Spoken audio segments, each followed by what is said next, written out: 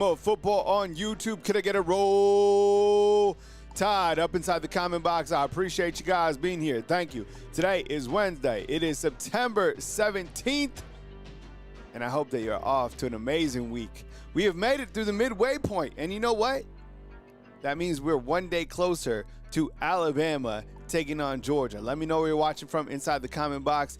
As I get through my segment, continue to rock with me, get inside the comment box. Feedback always appreciated. And then on the back end of the show, I'll take you guys' calls. All right, so get comfy. Thanks for kicking it with me right here on Bama Football on YouTube. News as it happens live every single day at 10 a.m. Central Time. No curls today. No curls. Just a little side part. All right, the curls were intense yesterday, right? I got some good feedback on that. All right, let's see who's early checked in. This is our early crew right here. We got Young C. What's up, man? Appreciate you. Alyssa, what's going on? RT, good to see you. Ron Self, good morning to you. We got S. Ford, says good morning and roll tide. No filters, good morning to you. Let's see, Tover Street, good morning. We got Max Tooney up in her. We got Ryan Paris. What's up, Ryan? We got CH. What's up, man? Good morning. We got Ruben Poole. We got Andy 710. We got Broderick. What's up, Broderick? We got Miss Anita Waters. What's up? We got Lee Edwards. We got Chris from New Jersey. We got Miss Nicole Covington. We got Chad Kennedy. We got Javion with the bucket hat. Man, I love it, dude. We got Anna. What's up, Anna? We got Jay Lee. We got Mike G. We got Duran Bailey. What's up, man? Appreciate you. We got Rebel Red coming to us from Texas. We got Kaylin Childress. We got Jay Lee. Yo, Vandy looks, when Vandy's up, we'll talk about Vandy. They're tough, man, 100%. Crimson Angel, what's up, bro? Good to see you, man. All right. Good crew that is with us this morning. All right. I appreciate you guys. Hope everybody's off to a good start. All right. Let's start off the show. We start off with the king of college football, Josh Pate, right? We'll go full screen. He released yesterday his JP poll. These are his week 4 edition. Now, these are ratings, not rankings, right? So if you follow him, you kind of understand the difference. They're not rankings, they're ratings. All right. So there's a difference. This is how he has it. Look, I think in my opinion, if I was to give like ratings or any type of like feedback on kind of the top teams, I think that there's Ohio State, and a lot of people are chasing Ohio State. I think the jury is still out for me personally on a team like Oregon. I think they're a good football team. They have a good football coach. I still kind of wonder if this is, a team that can reach the natty. I don't know. Georgia and Alabama at 3 and 4 in terms of like power ratings. Yeah, I mean, these are the teams that we thought they would be, and you're going to have a heavyweight competition here, next weekend for a real opportunity for each team to really take a step forward in terms of like, we're here. This is a major game in college football, and this is where we stand. There's so much going into that game between Alabama and Georgia, and I think a lot of brand integrity as well. I mean, Alabama beats Georgia. It's going to silence a lot of critics, specifically that have aimed at Coach Kalen DeBoer, right? Kind of that second tier, Penn State not buying them. Miami looks pretty good. Notre Dame, I don't really understand, how the power ratings exactly work. Maybe that team should be better than they're playing. They are 0-2 on the season. I think Oklahoma is certainly a team on the rise. Tennessee, A&M, Texas, and LSU, that is a fun group to talk about because I think those are all good football teams. Now, if I had to rank those teams, I'd probably go LSU, Texas, Tennessee, A&M. I don't know. LSU is a good team. I just think kind of up top, Brian Kelly will probably be their, downfall in terms of why they can't win a natty, why they can't win, the SEC championship or whatever. But there's a lot of football left, and they are playing very good football. Ole Miss, Utah, Missouri, Clemson. Clemson's kind of on a crash out. USC should be way better than they are. I don't understand kind of the power ratings. Maybe that means like Florida State is punching above their belt. And look, Florida State's only played 2 games. So anyways, clearly number one, and I'm sure you guys follow Josh Pate. All right, here are the updated odds from FanDuel in terms of teams that they feel are going to win the national championship. So you have Ohio State, Georgia, Penn State, Oregon. Texas still plus 700, a team that is certainly underachieving at this point in time. We just discussed LSU. Bama now at plus 1,500. I think a program that everybody wants to know, like, how good is this team? How good can they play on the road against, upcoming 7 ranked teams in the SEC, right? Here's a look at the SEC slate. It's pretty good games this weekend. Who's on upset alert right here? Let's see. I guess, is there any chance that Auburn takes down Oklahoma? Any chance that Auburn takes down Oklahoma? Yes or no inside the comment box. Kevin Lynch, I appreciate you becoming a fan funder. Thank you so much. I think Oklahoma wins that game. I would imagine it's tight. You have John Mateer versus Jackson Arnold, right? Jackson Arnold was just the quarterback at Oklahoma. So you're swapping, you have a swapped quarterback there. Let's see. South Carolina, Missouri, no, because I don't know the status update on Lenore Sellers. Florida, it would really help Billy Napier if they're able to beat Miami. I don't see it happening. Maybe Texas with Sam Houston? I'm just kidding. I'm just kidding. Texas, you got to think that Texas starts playing better football at some point in time, right? You have to imagine that they start playing better football. I guess we'll see. I showed you graphics yesterday that Ty Simpson's balling out, right? People want to talk about Arch Manning. People want to talk about John Mateer, but you need to be talking about Ty Simpson, right? Mike G saying Florida beats Miami. Wouldn't that be something? Hey, and Kevin Lynch took it a step further. I think we need to adjust those fan funders, which would be great. Basically, a fan funder is like showing support for the channel for me. There's different levels. I've kind of, explored options with them. If you guys are interested to become a fan funder, I could give you guys more information on how to support the channel. But super chats go a long way. If you want to send like a personal tip, Bama_YouTube on Venmo and Cash at Bama YouTube, right? So, and all the support is certainly appreciated. Diego Pavia just said that he is out after this season. I think there was some reports yesterday that he was talking to an attorney about maybe extending to coming back next year. Look, the rules in college football, it's not like a Diego Pavia deal. It's just that college football is broken right now. So you could challenge for anything. It's kind of like all these gray areas. So he said on X that he's leaving, but he's not leaving right now. Okay, so Alabama will, after Georgia, you have Vanderbilt to deal with, and Diego Pavia, who just took down South Carolina. Say what you want about Pavia. He's got a competitive spirit, and the last 2 games against Auburn and Alabama, he's 2-0, right? All right, we saw this yesterday, the crash out. Dabo now 0-2 on the season. All right, I'm sorry, 0-2. This needs to be updated. They're 1-2, but they've lost 2 games. You get what I'm saying? I'm sorry. I'm such a perfectionist. I wish I could go on and just pretend that this didn't bother me, but it has to be fixed. We have to be perfect in everything that we do. All right, incompletion. All right, Clemson now 1-2 on the season, right? They lost to LSU and just recently lost again to Georgia Tech. So Dabo Swinney yesterday protecting his team, protecting his brand, right? Saying that if Clemson did want to fire him, he'll go win football games elsewhere. Dabo Swinney, I think I don't really have an issue with him.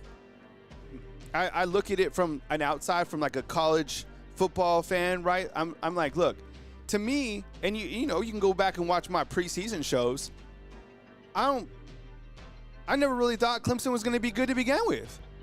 I think good, not great, not a playoff team. Last year I was kind of still skeptical about them making the playoffs. They played well, but look, this guy's passionate, he's energetic, but I don't feel that Clemson has been the same team since Brett Venables left to go be the head football coach at Oklahoma. Now rewind, Brett Venables was the mastermind of the defense. So you know how I feel about the ACC. I talk about it openly. I was optimistic about week 1 against, Florida State, and they came in like a buzzsaw. But overall, Clemson 1-2 right now. They have a bunch of winnable games coming up. But with the way the ACC shaking up, you got Miami, Georgia Tech, Florida State. I would imagine that Clemson's already out of the playoffs, right?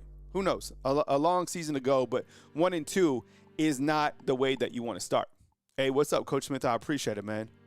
Right? See, I didn't think – I was saying this in the preseason, yeah. I didn't think them, and Notre Dame too. I think the thing about it is Notre Dame certainly has to be out of the playoffs too, right? 0-2 so far. Now, they could turn things around. I think they have a bunch of winnable games as well, but being not in a conference, I don't – I think those are two teams that are already out of the playoffs. All right, I need your help as always. You know that my friends at Sleeper are sponsoring me this year, which I greatly appreciate. So let me get a little bit more feedback on my more or less picks for this coming weekend. So when you download the app, you can get a 100% match up to $100. Use the promo code TAILGATE. Really easy to do. You can play more or less. You can play fantasy football. I love more or less. So let me ask you one more time. John Mateer against Auburn in a game that I'm very excited to see. Do you think John Mateer throws for more or less than 256 yards? Type M for more, type L for less inside the comment box. I think I'm going to take more right here from John Mateer.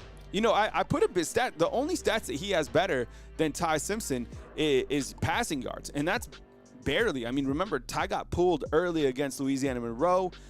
Should have another touchdown. All right. We don't want to talk about why, but he should have another touchdown, so I'm going to take more with John Mateer. Over here with Carson Beck. The guy's hot against Florida, 258. Same thing, more or less inside the comment box. You guys are saying, Big Matt saying more for John Mateer. Chevy's saying less. Anita's saying less. A lot of people saying less for Mateer. Auburn's defense is 40th, Matt points out. The game is at Oklahoma, though. I don't know.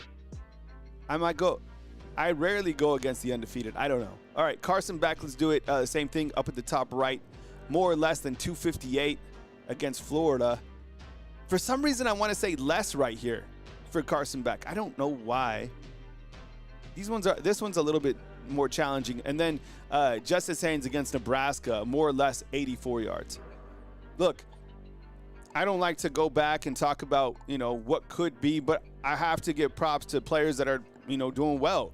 I think Justice Haynes is doing really well for Michigan. I think and this doesn't happen always. It's not like a player transfers from Bama and goes somewhere else and is kind of like the guy. It doesn't happen often. But like Justice Haynes is having a really good season. I would imagine if you're a Michigan booster or whoever, contributed to get Justice Haynes to transfer from Alabama to Michigan, I bet you're happy, right? I bet you're happy about the play and performance of Justice Haynes so far. So more or less on Justice Haynes. Against Nebraska, I'll say more. All right. So anyways, when you download Sleeper, get a 100% match up to $100. Use a promo code, which is TAILGATE. And I appreciate you guys supporting the sponsor that supports Bama football on YouTube. Thank you so much. As we turn the page to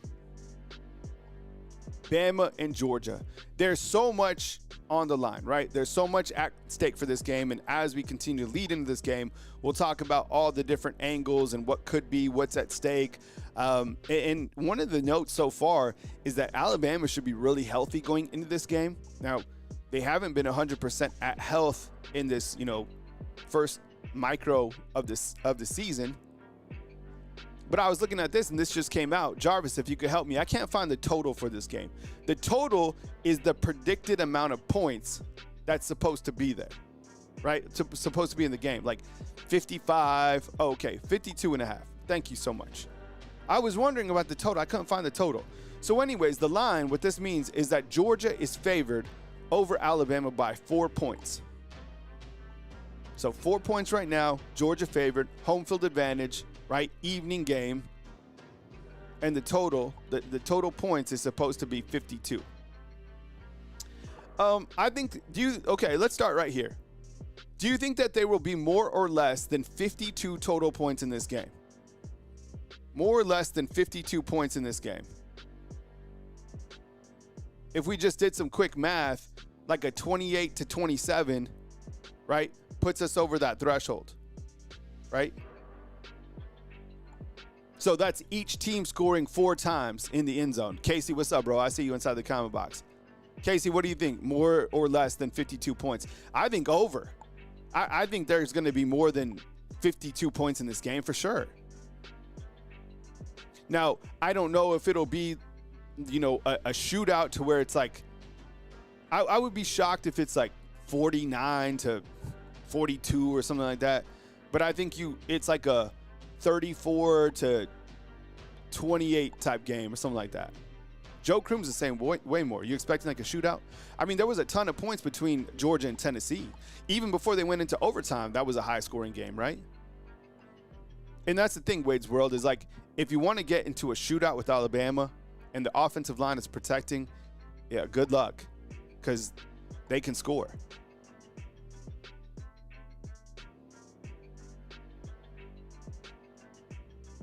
But I'm taking over for sure. Now, what's interesting about the line, and being that Georgia is favored by 4 against Alabama, they're always favored against Alabama. Every time. It is the craziest thing. I think, correct. I don't know how you could figure out this stat, but I'm pretty sure that the last 3 times that the teams have played, right, the SEC title game last year and now this time, I think I'm right. Each of those games, Georgia has been the favorite. Am I tripping? Right? I'm tripping. I'm right. So, right, they're always the favorite.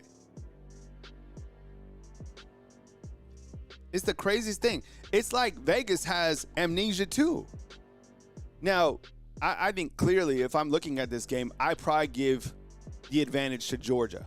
Home field, right? They're coming off a big win. They got an extra week. But I think in a game like this, home field advantage carries a lot of weight. Now, I don't know if Georgia's just flat out better than Alabama, like pound for pound, head for head, right? But I think home field advantage, you're already playing down by 3. That's fine. This will be one of the most challenging environment. And look, we always bring up this stat, or at least I do. I'm looking behind me because I don't want to step on this light right here that I have. Do you guys like the standing shows? I feel like, and I haven't played golf in so long. I need to hit up Hugh Freeze, see if he can get me on a tee time, a tee sheet. I haven't played golf in, like, I don't know, a month. But the thing about it is, like, I think if Alabama is able to win this game, because we always bring up the stat, 2-5 on the road, right? Since Coach Kalen DeVore's got here, which is wild. If they're able to win, this will be the most challenging environment that they've ever been in. 100%. Where else has been a more challenging place to play? They lost at Oklahoma. Do I have to remind you of all the places that they lost at? Georgia is going to be the hardest place to play at, period. So you go over there, and if you're able to win at a night game at Georgia, especially a top 5 team, will feel more comfortable as a fan base. But man, you lose again, it's like 2-6 on the road. People, like, I'm gonna have to do instant therapy to remind people that it's the first game of the SEC and the season's not over, right?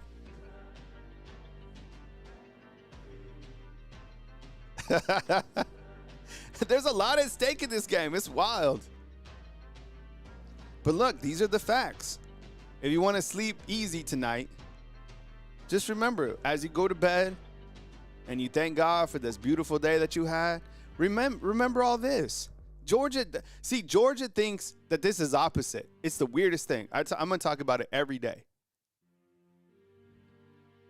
What's up, Jay? Jay says Georgia is 33-0 at home. Oh, yeah, they're on a winning streak. Is that their winning streak? 33 games in a row? Jay, is that right? That's crazy. See, Georgia fans think this is opposite. They think that they won all the games. They think that they have won the last 9 out of the 10. It's weird. But they are on a 33 game. Is it a 33 game home winning streak? Is that right? CJ points out it's been 8 out of 10 the last in Georgia. Yeah, we're always going over there. Bro, I could give tours the Mercedes Stadium. I'm serious. I've been there so many times. You know me, I'm friends with like the elevator person. I'm friends with everybody.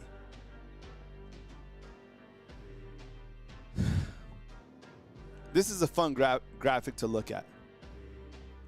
What's at stake? If Bama wins, right? National notoriety, instantly back in the top 10, instant title contender. The board's approval rating, 10 out of 10. You beat Kirby Smart 2 times. Kirby Smart's one of the top coaches in college football, right? You're back in the hunt. Let's see what Russell says. Russell, what's up, dog? Says, Kyle, remember, Saban's second year, Bama went to Georgia at night under. Wow, that's wild. I didn't remember that. That's crazy. Isn't it weird how like life is cyclical? It repeats. It's weird. So Jarvis points out that Georgia has won the last 32 games in a row at home. That is crazy. If Bama loses, they have to win out, right? The remaining games of the SEC to hope to be at the top. Now, look, SEC will start to cannibalize each other, so you're going to have teams. No one's going to go undefeated in SEC play, I don't think, right? So you could lose a game, but the problem is you have to win the rest. It's not like you have to win like the rest of your 4 games. You have to win all the rest of the games, which is hard to do, considering that you're playing all those ranked teams, right? The road record, as I mentioned, Bama will have 2 losses to 2 top 10 teams, which isn't terrible. You just kind of you have to become Georgia fans and you have to become Florida State fans, right? Because you'll be like, okay, well, those 2 teams are undefeated or wherever they're at, and they beat us, so you play them. Does Bama's brand take a hit by losing to Georgia? I don't know, but what happens every single time you lose, an angel loses his wings. Just kidding. Every time, what is that? What's that from? But every time you lose, then somebody else starts talking, and they're like, "Bama, we can beat Bama. We can too." No, like the team, like you lost to Georgia on the road. Like you could argue that's not a terrible life or a terrible, terrible loss. And then Georgia will never stop talking, so which would be terrible. The rest of the schedule is crazy. That's why I'm saying, okay, you lose your first SEC game, whatever. You just have to go through the rest of this gauntlet and be perfect. It's possible. It's just hard. But everything's hard. Every game in the SEC is hard.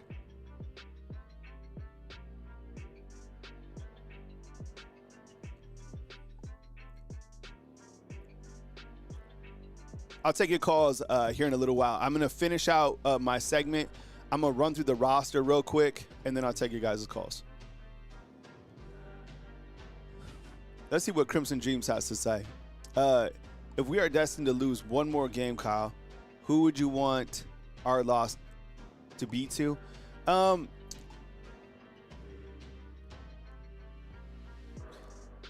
Look, I think if you're going to lose, you want it to lose to, I guess, Georgia, and then you want Georgia, whoever the top team in the SEC is, and you basically play all the teams, right? So I don't know. Interesting question. Maybe, look, just hear me out. Definitely not Auburn, okay? So could you lose one of these back end games to LSU or Oklahoma? If you win all these other games and you lose kind of in the back end, I don't know. It's still early in the season that if you did lose to Georgia, I don't think it's that impactful as long as you win the rest of your games. I don't know. It's a hard schedule. All right, strengths. We talked about this play of Ty Simpson, elite wide receivers. The wide receivers are crazy. Home field advantage. Been really good to Coach Kalen DeBoer. Ryan Grubb's schematics. DeBoer in the black hoodie.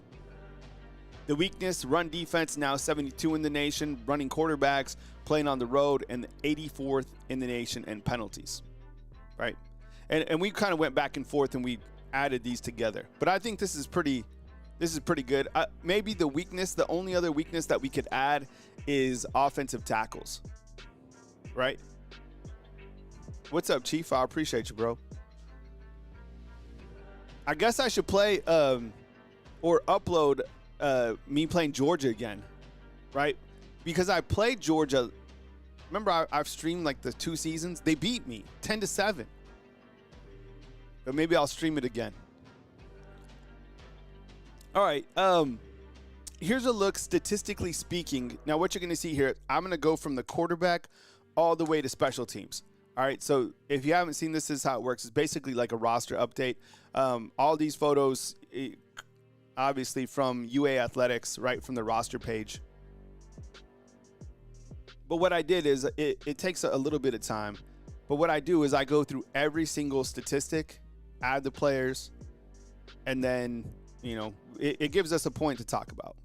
And I have this for every single position. So stay with me here. Okay. So leading off with quarterback, you got Ty Simpson right now, 862 yards, 9 touchdown passes, 71% completion percentage on the season, which is just absolutely wild. Austin Mack, 80 yards passing, 2 touchdowns, 72%, right? I think he's thrown 11 passes on the year. And then Keelan Russell, who we saw play against Louisiana Monroe, had 6 total attempts. He has 65 yards and 2 touchdowns. All right, so there's your quarterback room, right?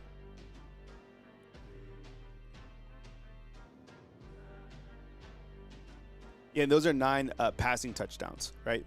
He should have 10. All right, for the running back room, we'll go full screen here again. As you know, Jam Miller has not played this season. He's on the left.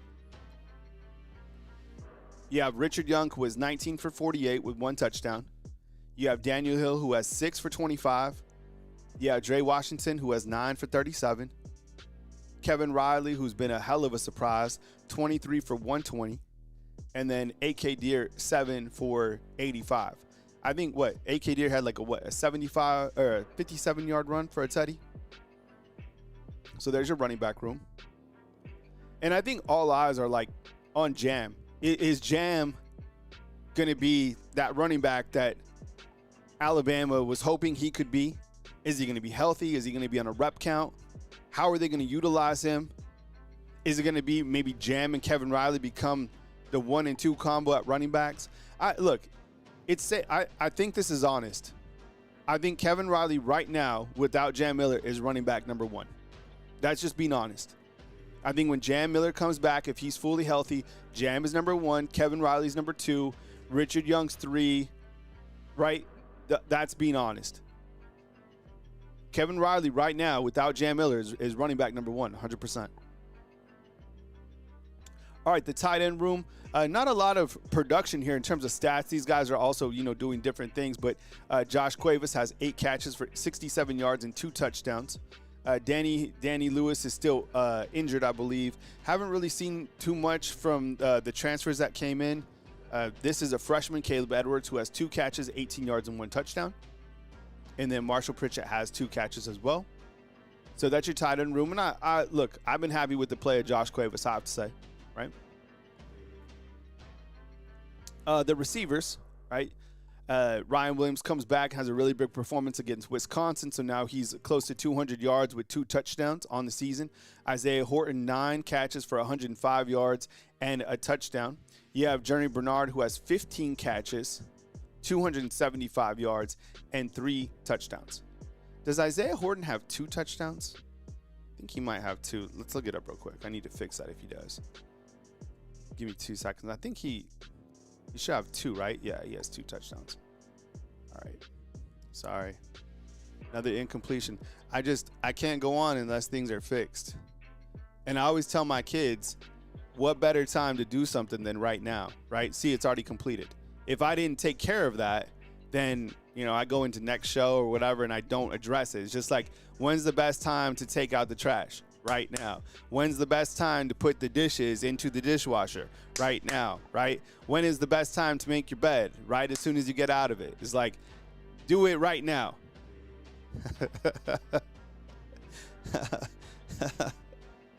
All right, we got a super chat. I appreciate it. Thank you so much, man. First super chat of the day. And we have CJ is saying this. I feel we're going up against a lesser defense in Georgia than last year. We have a much better offense, scheme-wise. Ryan Grubb, right? A quarterback, Ty Simpson, that can pass and run, and dangerous weapons.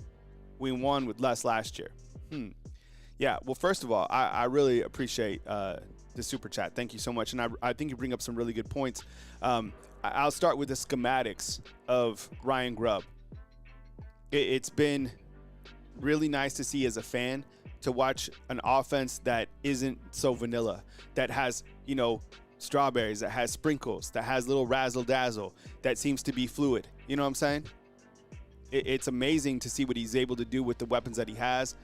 In terms of Ty Simpson, look, last year at this point in time, Jalen Milroe was certainly doing his thing. The stats are very comparable at this point in time, but Ty Simpson operates at a higher level in terms of being, and someone pointed this out inside the comment box. I think that Ty Simpson, where he shines, is he's a point guard, right? So he's a playmaking point guard, right? He can score points for sure, right? He can light you up, but in terms of distributing the pass, right, where he needs to go, he's able to do that rather than taking every single thing onto his shoulders, right? Jalen Milroe could just, because of his athletic ability, he could just do his thing. But I think Ty operates at a higher level because he's able to, work his progressional reads, and that's just that. That's just being honest. So I appreciate it. And the weapons, I think you're right. I mean, the weapons this year are more developed. Ryan Williams, more developed. Jeremy Bernard, right, more confidence. Josh Cuevas, right, more confidence. The running backs, I guess, is something that we're watching, but basically the same running backs as last year, right? Oh, my bad. I didn't even highlight my boy Jeremy Bernard over here.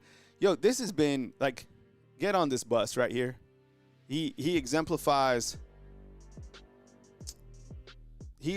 a lot, man. The way that he carries himself off the field, I think is a great example of, for kind of our youth coming up. I think he seems like a very good person, very humble, and the play is speaking for itself. 15 catches, 275, 3 touchdowns. This is the standard of the wide receiver position. More players need to continue to follow Jeremy Bernard, not only on the field, but off the field. I think he's somebody who's able to handle things at a very mature level. And and you know what? I heard from him during the speaking engagement, and it's not like a show. This is genuinely who this person is. So you look to the places that he's been. He's been at Michigan State. He's been at Washington. Now he's at Alabama. After this season, some NFL team will land him. And that's exactly how to say it, Amanda. He's a class act, and I think a clear representative of somebody who embodies, what Alabama stands for. So. Jeremy Bernard, just absolutely wonderful. Happy for all the opportunities that he gets, but it's because of his play and performance on the field. I think right now, if there's a team MVP and somebody who, people should get behind in terms of a leader, this is definitely him, 100%. Other wide receivers, we got Cole Adams, 3 catches for 48 yards. Rico Scott, not a big, overwhelming, volume of numbers, but I think he's clearly capable of doing some very dangerous things in due time. 5 for 53. Jalen Hell, haven't seen him got a catch yet this season. And then Lazier Brooks, 6 for 88. Casey says, what's up? Yo, Kyle, live in Georgia on local radio. Georgia fans only bring up Brian.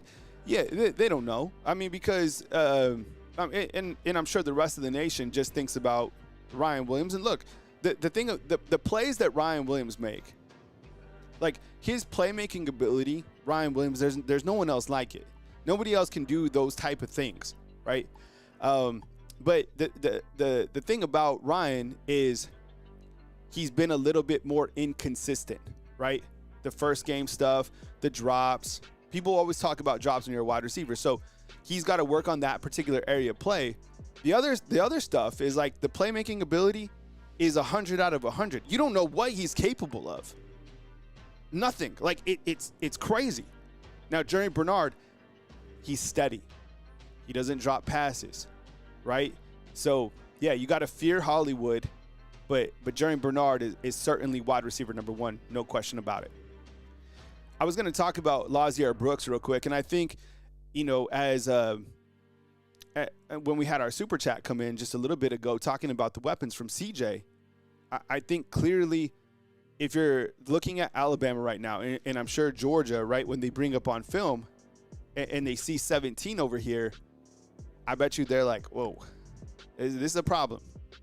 It is a problem. Now, 5, Jeremy Bernard, 2, Ryan Williams, problems, 1 problem. This stuff is this is a problem right here. And I don't know, this could be the secret ingredient. I mean, Georgia has Zachariah Branch. Alabama has Ryan Williams and Lazier Brooks. Good luck. I don't know. This is a matchup problem because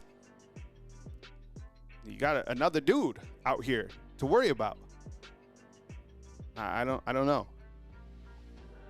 So 17 over here, certainly on the rise when you talk about stock up, stock down. This guy is the guy.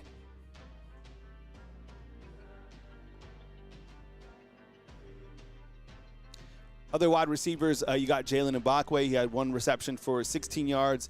Bubba Hampton, in case you missed it, he's off the team. Coach Kalen DeBoer, he's said he's been off the team since fall camp. There's been, we really don't know more than that. And then Derek Meadows, 7 snaps on the season so far.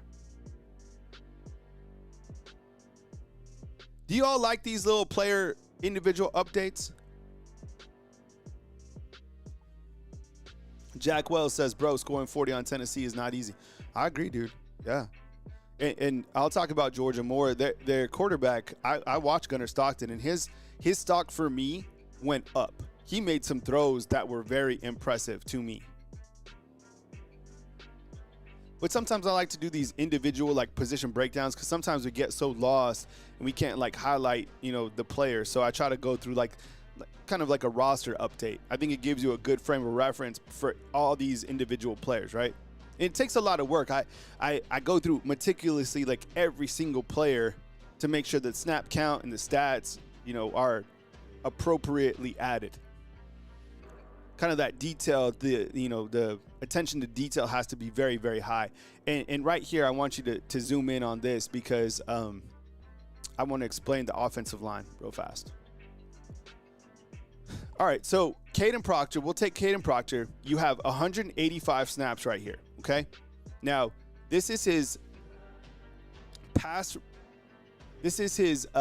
blocking grade right here on the left and his grade against the run. So run blocking, pass blocking on the left, run blocking on the right, okay? So 56.7, and as we continue to hear from, number one, what we continue to see with our own eyes is if there is any glaring issues with Alabama's offense, it's at the tackle position, right? That's in pass protection.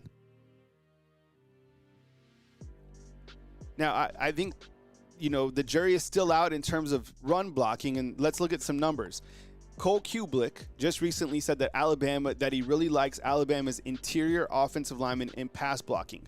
What he means is the numbers don't lie. Cam Dewberry, 77.3 in pass blocking, but 65.6 grade on Pro Football Focus in run blocking, right?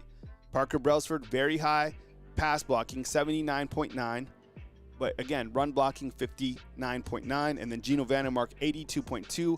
Pass blocking, 63.1. Run blocking. So it's kind of like the interior offensive line is blocking well. The outside is allowing pressure, underperforming. And then you have Wilcom Formby right here, 61.7 pass block, and then 55.7 in run block. So it seems like Wilcom Formby is one of the weakest links.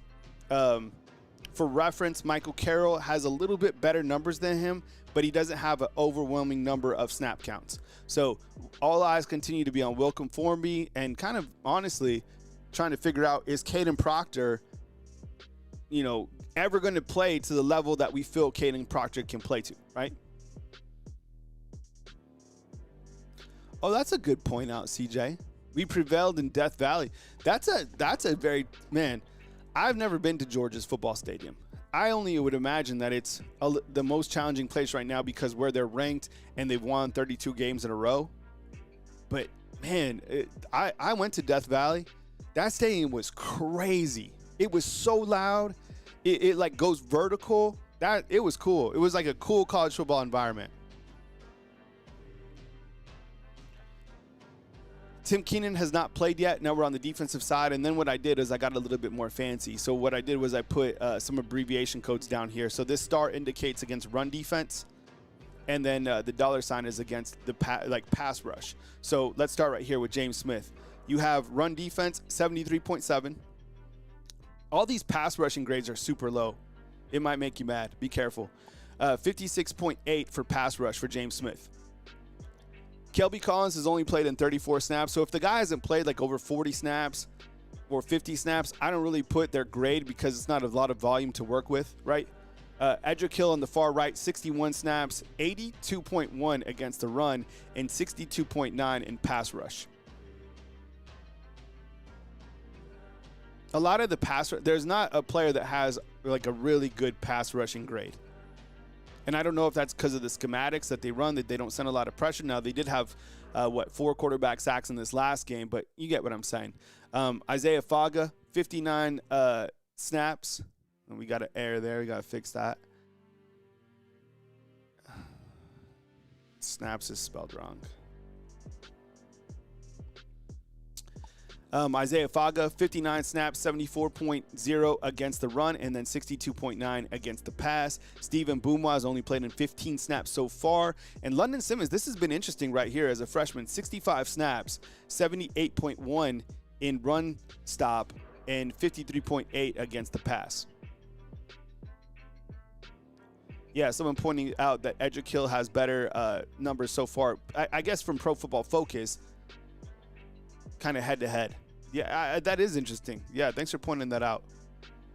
And Smith played, like, huge in that second game, right? Louisiana Monroe, he was everywhere, but quality of competition, I guess. The bandit position, I'll go full screen once again. You have 65 snaps for LT Overton. I guess I didn't update this. This needs to be updated for bandit. I'll write that down. I have to fix that in post show. But let me ask you this about bandit. What have you thought about Keon Keeley so far? 31. LT Overton, by the way, is like, he's fine. He's going to play. But what do you think about 31? I haven't been mad about it. I think as they get him involved, he hasn't been bad. LT's clearly the guy. There's a big difference right here between him and him, but I think even 11 right here, Jordan Renaud's pretty good. And Chad Kennedy, this needs to be updated. Like Keon Keeley, I think has played in more snaps. This is one of the graphics I must have missed on this morning, so I'll fix it for the next show. Someone said inside the comment box though that LT Overton has to have a really big game against Georgia. I clearly, right? You get LT Overton, you get Tim Keenan, you get James Smith. I mean, finally you got your defensive front back. The Wolf position, again, on the bottom of the screen, you see that the star indicates run defense, and then the dollar sign is pass rush. So you got Quay Rousseau, 99 snaps on the season, 67.8 against the run, 64.2 against pass rush. Yanzi Pierre, 85 snaps, 73 run defense, and 60.9 in pass rush. Noah Carter's played in 14 snaps, and Justin Hill has played in 19 snaps. And Ja Latham, he was back for this last game. He didn't play.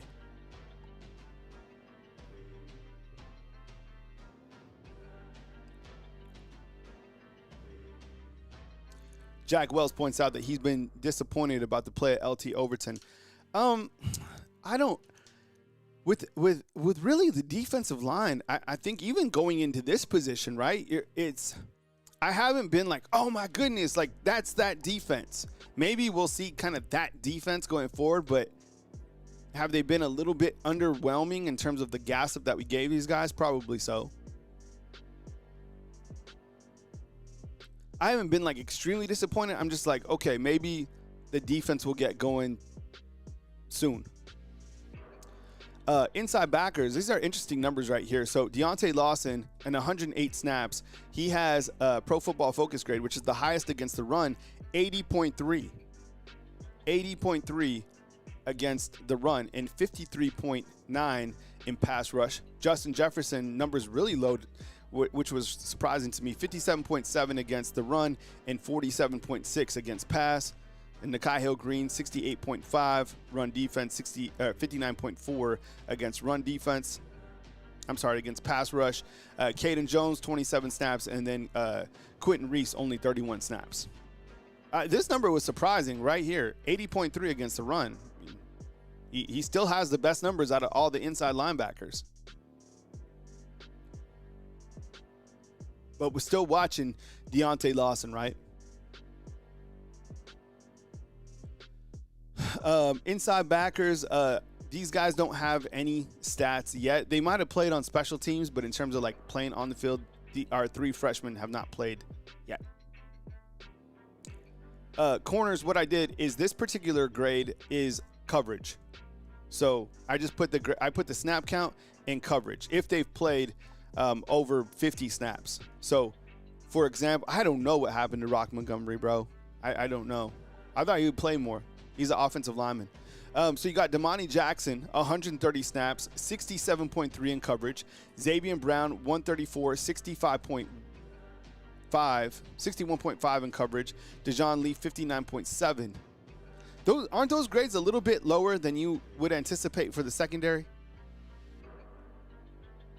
For whatever it is, I don't like, I'm trying to think of the times that I was like watching Damani Jackson. It seems like I've seen Xavier a couple times.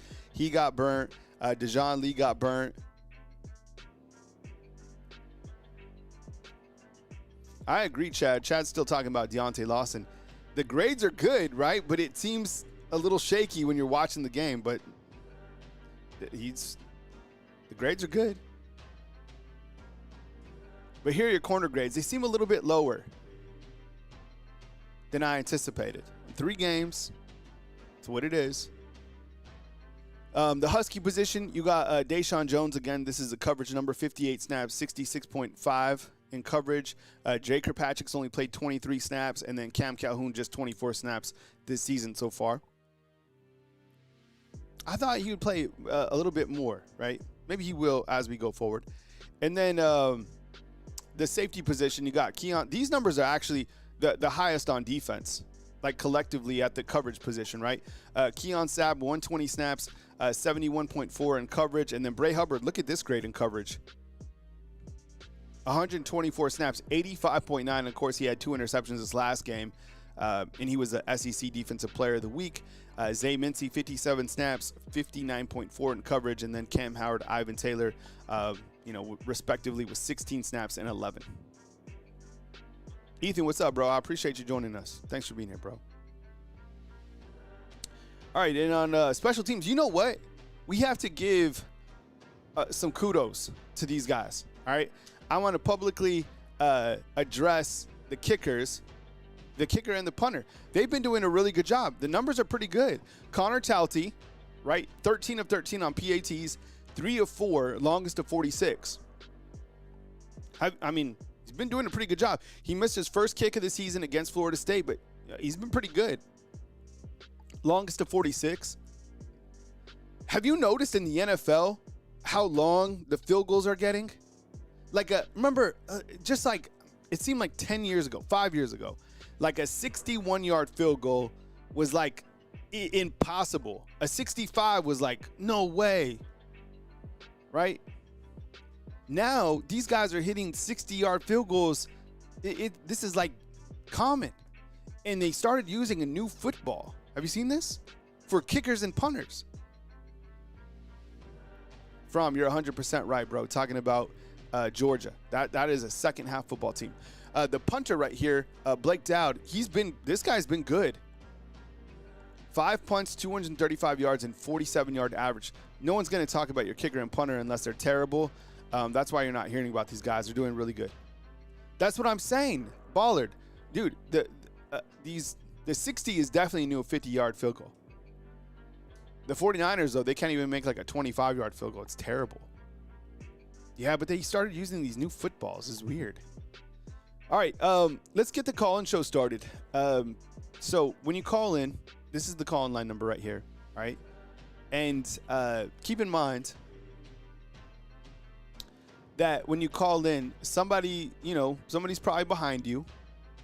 So make your point, kind of an early take on this Alabama-Georgia game, something that might be on your mind. Could be a player. It's, maybe you want to talk about Texas as being, overrated, or something that you noticed in the SEC or college football. I mean, it's Wednesday. We have open week, but, we'll take some calls. So keep in mind, though, somebody's, probably on the line behind you. So we'll do it.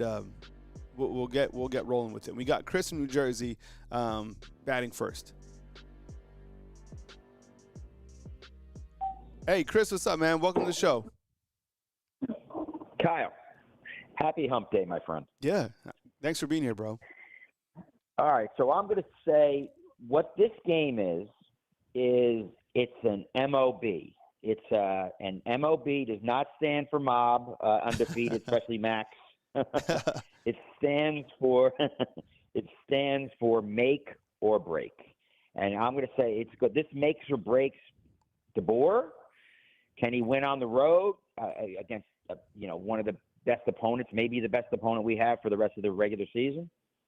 Grubb and Ty and everybody else. So, and I'll just say this: if Ty Simpson goes into Georgia and comes out with a win, he's immediately in the conversation for Heisman. Immediately, especially because obviously we know that he's going to have some kind of crazy completion numbers and touchdowns to all the talent, et cetera, et cetera. So, I don't want to bum people out, but it's a break. You go into Georgia, that's the second loss of the year. Even if you run the tables, it doesn't look good for us. The playoffs will, you're right. Kyle, you and I are usually on the same page. No, I'm never rooting for Georgia, and no, I'm never rooting for Florida State. So, but yeah, MOB, man, make or break. And but I feel, I think as long as DeBoer wears some black, we can go into Athens, and we can go into Atlanta or Athens or whatever, and we can go in and get it. We can get a win. So I'm feeling pretty good. And Kyle, I must admit, I'm not disappointed that there's no football for us this weekend. We need a break, man. So, all right, listen, brother, happy Wednesday. Thank you for the great show, and we will talk soon. Roll Tide. All right, roll Tide, man. I appreciate it. Thank you so much. All right, Chris from New Jersey. I thought he was going to say happy Festivus. Remember Festivus? Did anybody watch Festivus, Seinfeld Festivus? Remember? It's a Festivus miracle. It was a made-up holiday, but trivia. Who made up Festivus? All right, 417. All right, good morning. Welcome to the show. You're on the line with Kyle Henderson. Who am I on the line with, and where are you calling in from? Hey, Kyle, it's Timmy. I'm calling in from Texas. Timmy's on the road calling to us from Texas. What's up, Timmy? Welcome to the show, man. Take it away, bro. Yes, sir. Okay, so I was watching that Tennessee game, and I'm not going to lie, Ty Simpson is probably going to be the best quarterback that Georgia has faced all season. Arch Manning has not lived up to expectations. He might do better at the end of the year, or later in the year, but Ty Simpson, if he has time and the offensive line can give him time to throw the ball, I promise you, Ty Simpson will carve up that defense, because Georgia still has problems tackling in the secondary until the second half, and then somehow they were going nuts with tackling. But the first half, I feel like Ty Simpson's going to carve up this team. And the only thing that scares me about this team is Nate Frazier, because I was wanting Tennessee to win so bad, because I wanted Georgia to have one loss coming when we play Georgia. So when we beat them, they could be a 2-loss team, and they still got to play Auburn.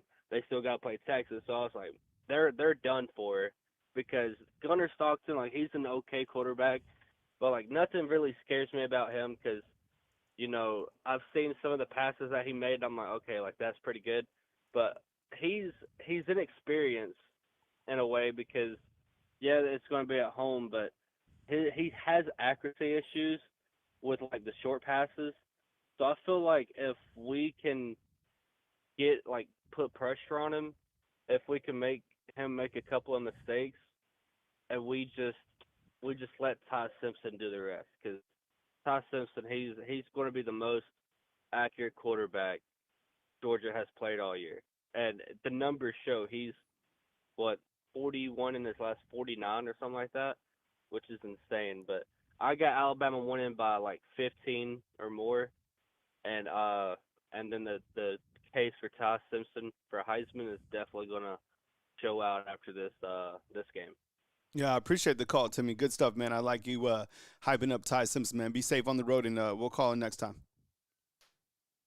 I appreciate it. Thank you. All right, man. Take it easy. All right, that is Timmy calling in. We got an 850. We'll jump right to it. Hey, thanks for calling in. You're on the call line with Kyle Henderson. Who am I on line with, and where are you calling in from? Hey, Kyle, it's Parker from Pensacola. Parker, what's up, man? I appreciate you calling from Pensacola. Welcome to the show. So a quick question. Do you think this bye week for Alabama comes a little early? Like, we're in our groove right now. Is that going to affect us going into this Georgia game? Ooh, I like this question.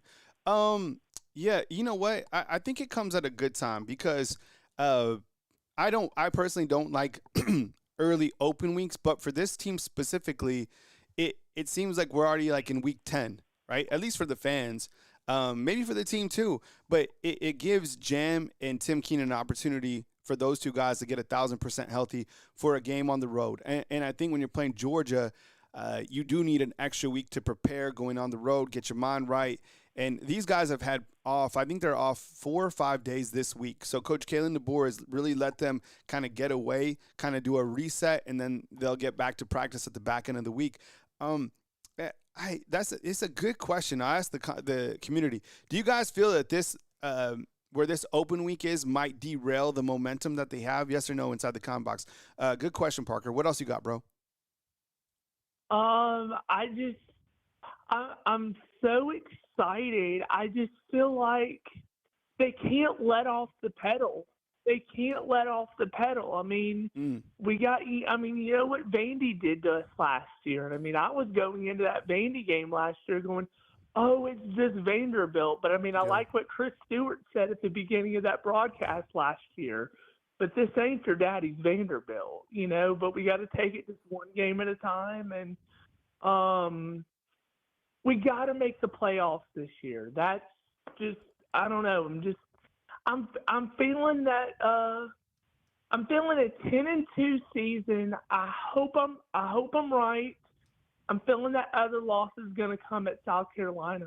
I'm just feeling it.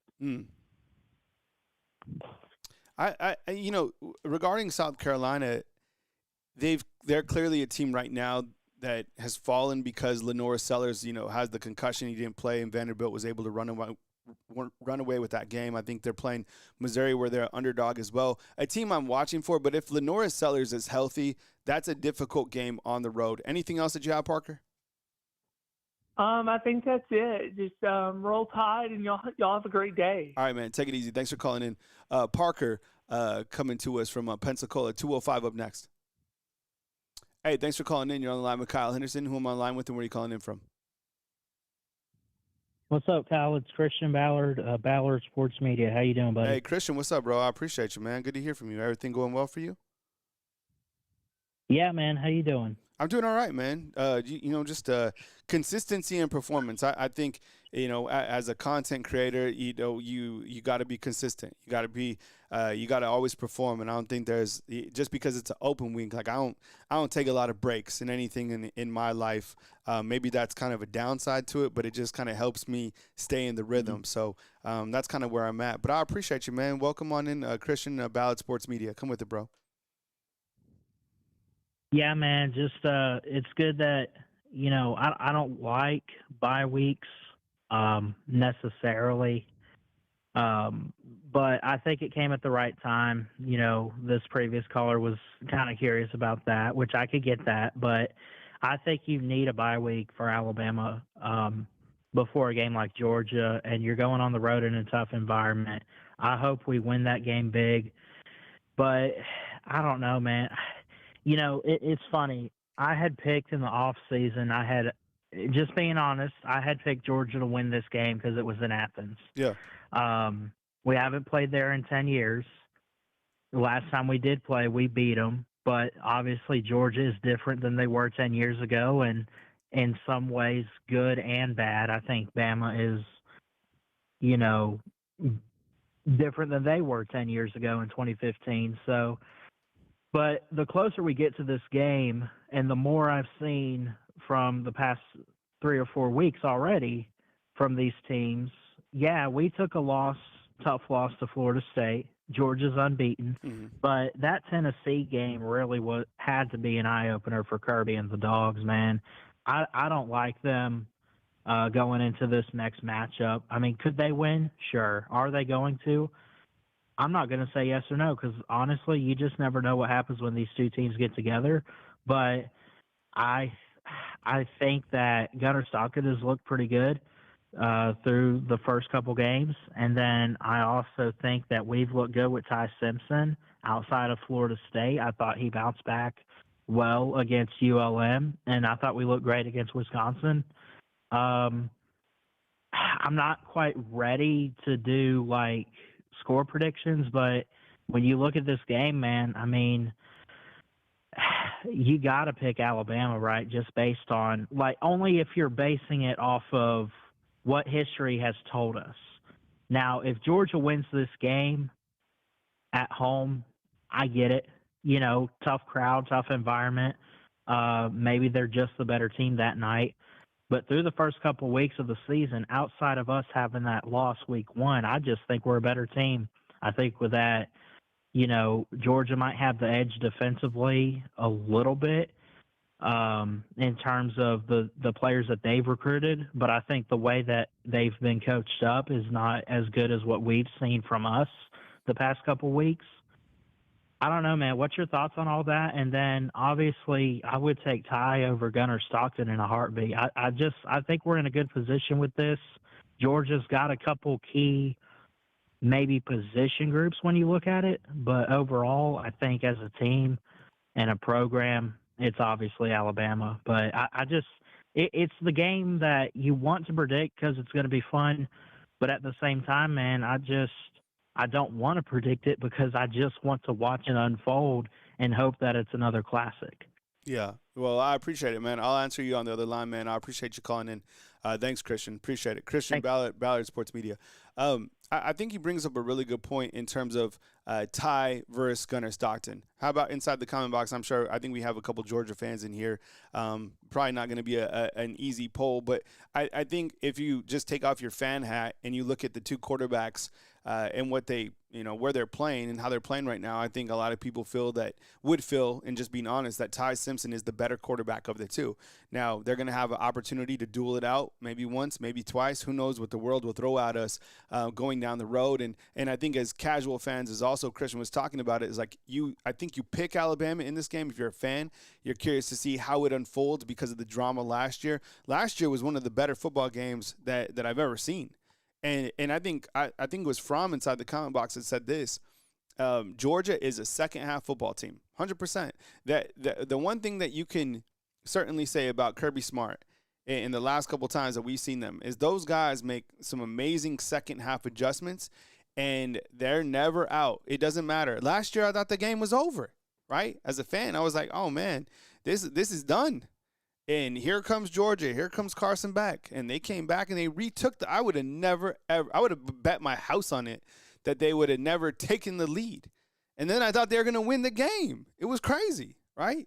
So, yeah, you hope for a classic. I would imagine it is. The poll inside the comment box, I asked, will this game be close? Kind of like a touchdown difference, and people saying 82% expect it to be very close. 601, let's do it. Hey, Jay, coming to us from Pensacola. What's up, bro? Thanks for calling in. How's it going, Kyle? How are you today? I appreciate it, man. Thanks. I'm off to a good start, man. I appreciate you kicking it. No curls, no bucket hat, just just a little with the brush, and here we go, bro. Welcome on in, Jay from Pensacola. I'm not gonna lie to you, Kyle, with the curve. You could have been on Saved by the Bell. Like I feel like yeah. I forget your name. Yeah. I mean, forget your name. hopefully I wasn't Screech. Remember Saved by the Bell? They want Screech. Who watched Saved by the Bell inside the comment box? Man, it's crazy because I grew up on that. Remember, I was in that group. I would take the bus, I would get home, and I would turn on TBS. Remember TBS?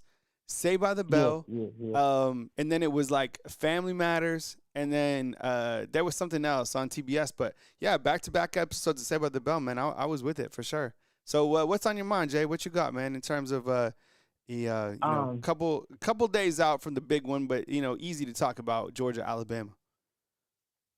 Hey, listen, I got a few things. I got 2 questions in one statement, pretty much. I got to start writing my stuff down, so I remember.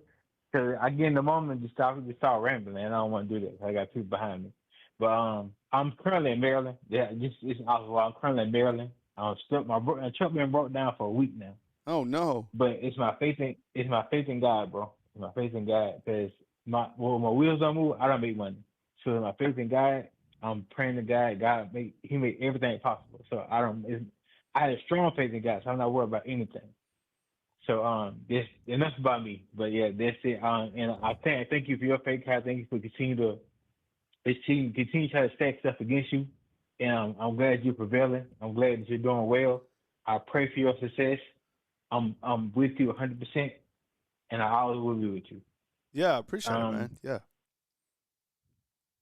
So my question for you is, who was our best offensive coordinator? I can't remember, if I'm not mistaken. I can't remember who was our best offensive coordinator. And my other question for you is, what you said yesterday. You said that it's not the players. It's the I want to say it's coach. it's a scheme. Yeah, got you. It's a scheme. So would you think it's the players? Is either the players on our offensive line, or is it the coach not coaching them to be in a good position? Yeah.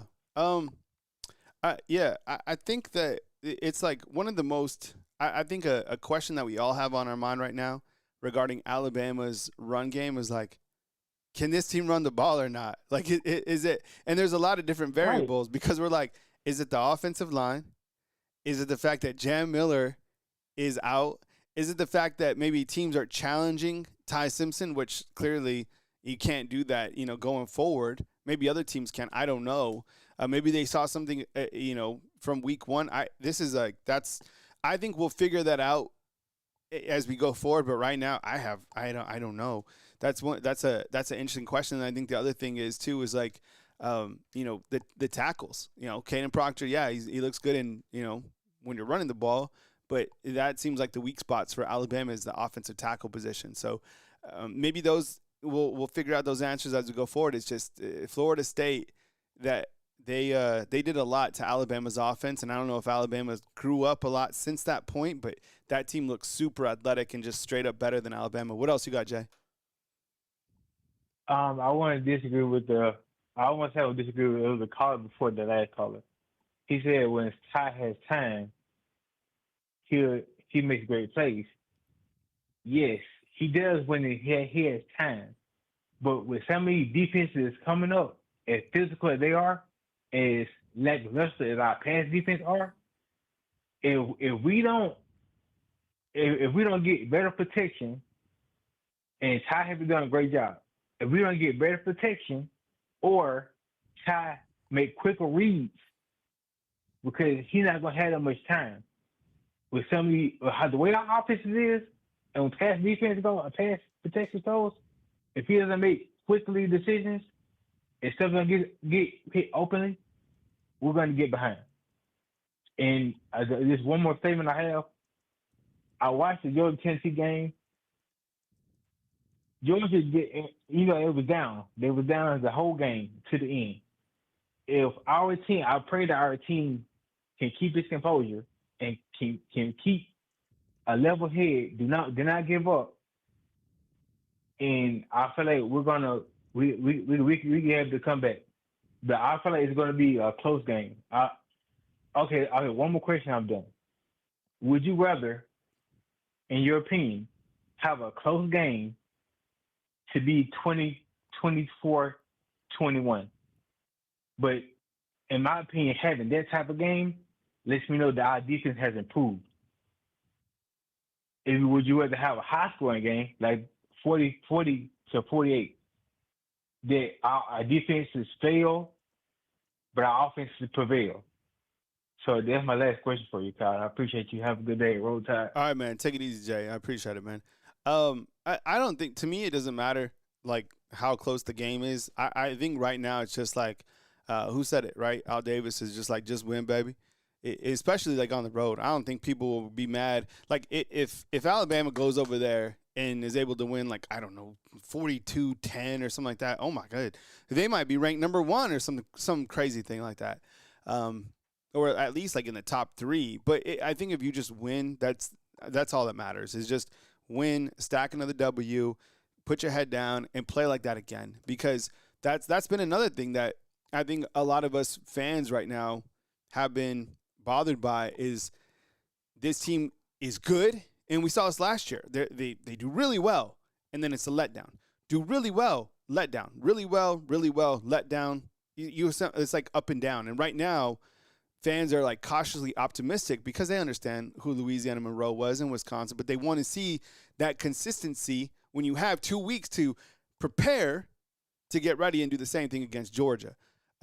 Is that right? Is Georgia practicing every day this week? Because I know Alabama's off, I think, 4 days this week.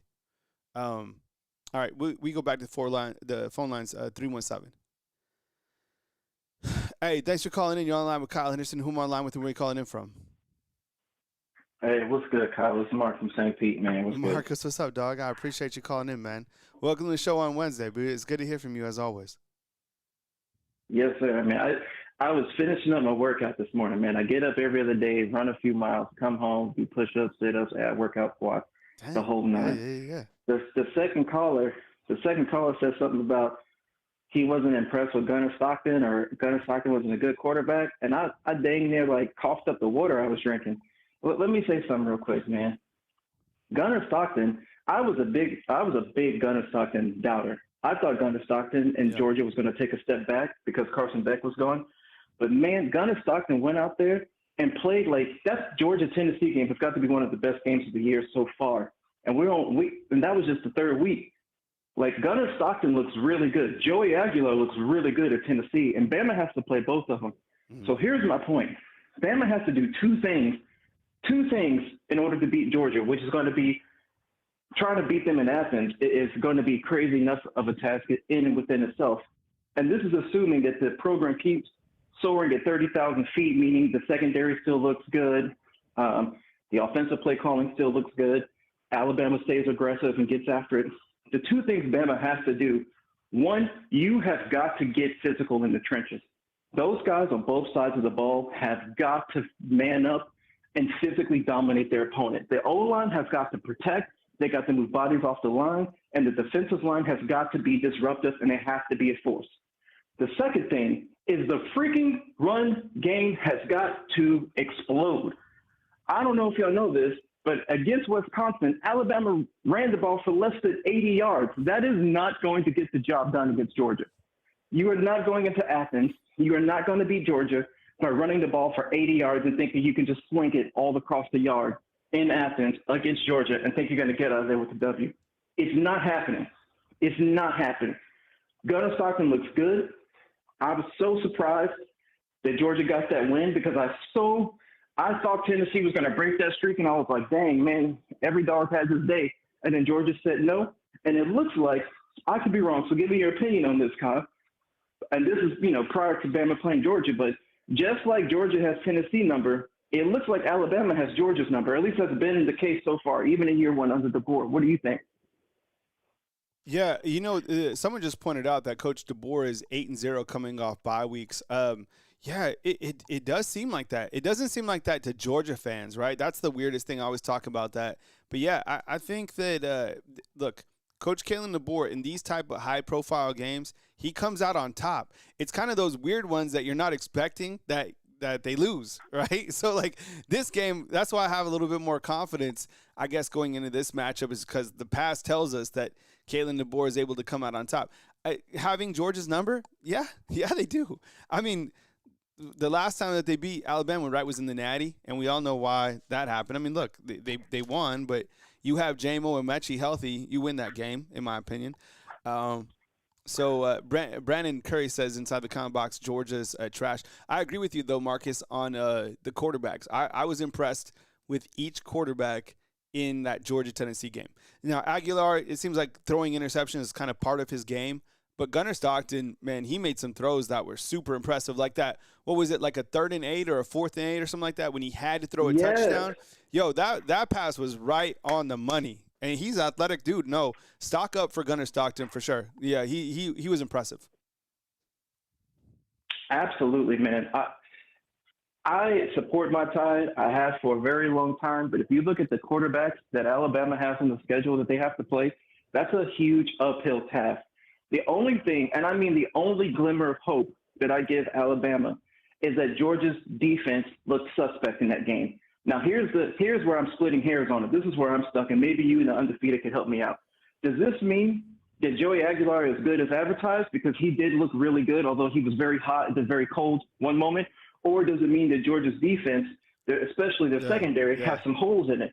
Yeah. I think Ty Simpson is good enough to expose that, but we don't know yet if that was just because that was a one-off and that Joey Aguilar and Tennessee and Josh Heupel just knew what to call and how to scheme up the mismatches, or does that mean that Georgia wasn't focused and locked in? It was a trap game for him.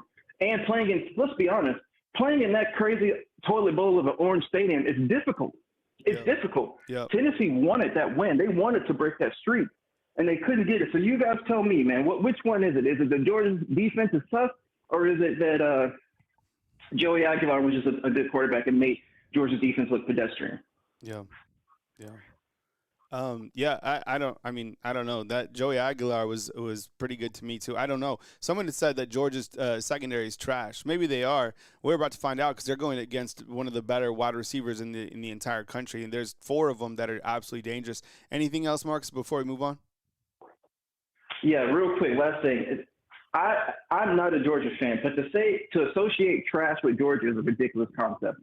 Nothing about the University of Georgia is trash. They have bolstered their recruiting. They have put many guys into the draft. They have came out with some great offenses and great defenses. They've had good coaching staffs. Nothing about Georgia is trash. We're just saying that because we're biased. Georgia looks good, man. They might not have looked good against Tennessee, but that doesn't mean they can't look good against Bama. That doesn't mean Bama is going to look good against Georgia. Georgia's not trash, man. We got to take this bias out of it and just be real with ourselves. We can still love our team and admit to, hey, this is a tough task that we're trying to do. I don't think that's just my humble opinion. I don't think anything about Georgia's trash. I give them a lot of respect, even though dog fans will never shut the hell up anytime they win something. You hear all the barking and the obnoxious, but I don't think Georgia's trash. I think it's going to be a very hard-fought game.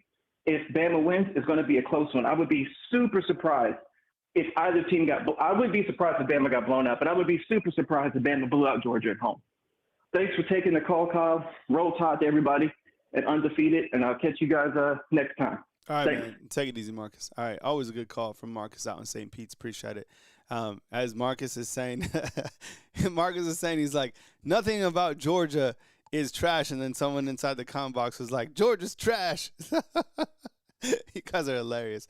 Voice of Reason says, Tim Keenan will free up our backers and their back-end defense against the run. We will play the run much better against Georgia. Roll Tide. What's up, Voice of Reason? Look good, man. I like that avatar. Nice and dressed up. Red ties popping, power tie. Yeah, it looks good, man. I love the avatars. I look at them. I analyze them. Remember, there was a time where people would call in and we would analyze. Remember? We would analyze the avatars. 865. I think this is Angel. Angel, what's up, man? What's up, man? Angel calling to us from Pigeon Forge. What's up, Angel? Welcome to the show, man. Come with it. Look, I'm nervous about this game as most everyone else is. for multiple reasons. One is the coaches, because they got to call better plays down the field and all that, and also getting the pass rush going, because this Georgia team is pretty dangerous. Granted, they almost got gassed out at the end against Tennessee, but I'm more worried about the coaches than the players, but also the mentality of saying, once enough is enough. When you stop losing these games, like if you get too big of a head and you win these games, then next thing you know, you lose to Vanderbilt. Like, when's enough is enough? Like, of these coaches and these players to get off the TikTok, get off all this other stuff, focus on the game that you came to play for, because the last couple of years was not it. Last year they had so much talent and it went down the drain because they got so much talent on this roster that they can't somehow put it together when they should. It does not make any sense because it's just a head scratcher. Look, I'm worried about this game, about Georgia. Look, let Georgia be favorites. They've done it for like the last couple of years. Let them be favorites, and Bama wins this game. Because I do believe in the players, but I think it might be the staff. Like I'm not worried about Ty Simpson. He's going to do great. I'm just worried about the depth on the players too as well, because look, it's a gauntlet of a season. Everybody will have 1, 2, maybe 3 losses at the end of the season, and it's just a head scratcher because coaches got to get on their ass. Like, especially DeBoer, like, he needs to stop being calm on the sideline when like that game last year against Georgia. We should have really kept that momentum going throughout the season, and then we basically just crapped down the toilet the rest of the way because this team is too talented to be that way and have that loser mentality. Like, I want some dogs on this defense, and they got some dogs, but they got to bring it against Georgia because this team will not go far unless the defense and offense and coaches work together and win this game against Georgia, because right now, Bama, they're ranked 14. Let them be there, but also use that as motivation to get these players fired up against Georgia, because Georgia's got everything to lose right now. Bama doesn't. Granted, the brand's on the line, yes, but at the same time, you got to perform on the field. And I do believe in these coaches, but it's going to be a long shot. They have to prove it on the field. And look, these players, they got gassed up, Ray Hubbard and them, when they take it personal, man. Show up on the field and take care of business. I'll be embarrassed too if I, was jogging on the field like Florida State. Like, enough's enough is basically what I'm trying to tell people. And also, Georgia has every right, to say what they want to say. Because the last couple of years, they won a national championship, and Bama hasn't. And Kirby Smart knows it's a big game. He's going to get his players ready. Just Moore has to do the same thing. Stop being their friend and be their head coach. Yep. And get on their ass. But anyway, Kyle, Roll Tide, man. I know it's early, but I still believe in this team. They got to find a way to put this together throughout the rest of the way, because we're dead. We're dead in the water, 6 feet under, gone. I miss Coach so much that I'm going with these rants, but, it's true. Roll Tide, man. All right, man. Take it easy. That's all I got to say, man. All right, man. We can win this game. Believe. All right. Yeah. All right, man. Take it easy. All right. That was Angel calling out from Pigeon Forge. All right, 334-205. You're up next. Let's see let's dive into the comment box real quick. Beer cans and baddies. Obviously a Georgia fan. What's up, man? Hope you're doing well. Fighting for his Bulldogs inside the comment box. Chad Kennedy says hit the like button. Jackson, what's up, man? He's asking if beer cans and baddies going to be here after the game. Wade's World also going at it. That lag guy saying, yeah, the drama, bro. Oh yeah, it's awesome. It's funny. Timothy, I think that this is you, Timothy, who called in, right? You're in Texas right now. And Peasy says, better effort, less mistakes, we win, but our effort is key. That might just be it, Peasy. All right, 334. Hey, what's going on? You're on the line with Kyle Henderson. Who am I on line with and where are you calling in from? This is CJ from Wetumpka, Alabama. I sent you the 17 for 17 and about the pun yesterday. Yeah, that was tight. So let me set it up. So yeah. CJ's calling from Wetumpka. All right. Where is Wetumpka?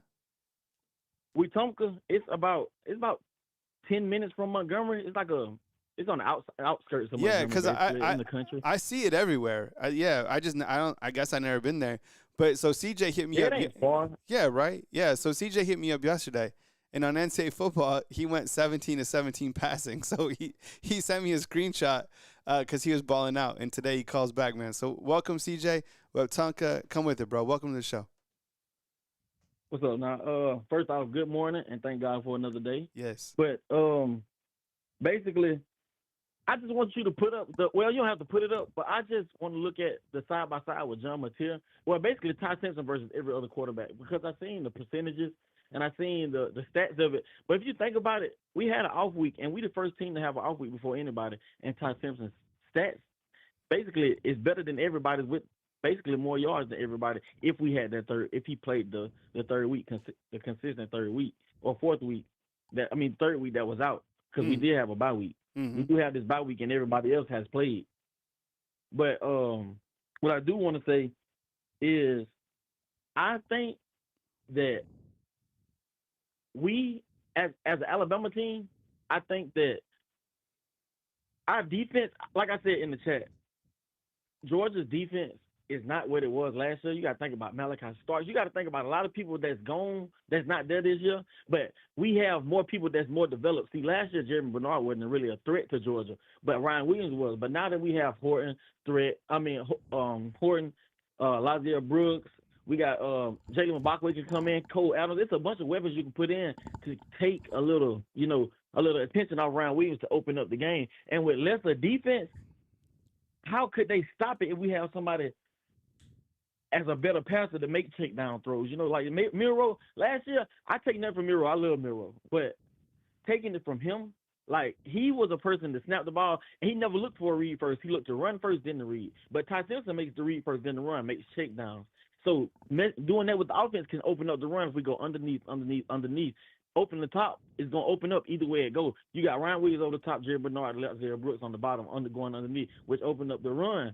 But that's why I think this game would have opened up our run a lot more, because Jerry Bernard would be a threat. Lazier Brooks would be a threat. Jalen Hill would be a threat. Isaiah Horton would be a threat. It's too many threats. Last year we had threats, but Ryan Williams had so much hype to the point where that was the only focus. That was it. They were double teaming him and they couldn't stop him. See, this is why CJ went 17 to 17, right? Because he understands that the underneath passing routes are so high percentage wise, and that's going to open up the top. Yo, that's how. Look, Jarvis watches when I stream. That's what I do. I underneath, up top. Take your shot downfield when you have single coverage on the outside. Yeah, I love it. Anything else, CJ, that you want to hit on? Nah, basically, I just give a score prediction. It's early, but me watching football and me, like, I'm not just a football. I'm a savant, almost, I would say to myself, because I really dig deep into the game. Like, and I'm not even being, like biased or nothing, or, like, just for Alabama. But if Ty Simpson can thread up a defense and go 17 for 17 on ULM, I don't care what team it is. It could be a high school team. It don't matter who you go against. It's your eyes and you reading the defense. So unless they giving shells, Georgia giving shells, and Ty Simpson can't read it, I don't see how he couldn't go. If we can catch the ball, I don't see how he can go another perfect half. I ain't gonna say the whole game, but a perfect half, because of how he approaches the game and how he can read the defense. Is the inside coverage, outside leverage, underneath it, they're playing on top with their two shit. Like, if he's playing the game the right way, I think we're going to crush the offense because of Ryan Grubb. Not even just because of Ryan Grubb, because of Ty Simpson, how he approaches the defense as a quarterback, not just he don't think about the do or threat, he think about the pass first. So if he's going underneath, but I'll give a score prediction. I would like to say, if our defense step up and Tim Keenan makes a good impact, I ain't going to say we don't need Overton, but Tim Keenan make an impact. I think that we shut down them because our DBs and safeties are better than theirs. I like our linebackers more. I give it it's a bold prediction, but I will give it like 34-14. 34-13. Wow, in Athens. That would be crazy. Phone lines will be lit up. All right, I appreciate it. CJ, thanks for calling in. Call again next time, brother. All right, thank you. All right, man.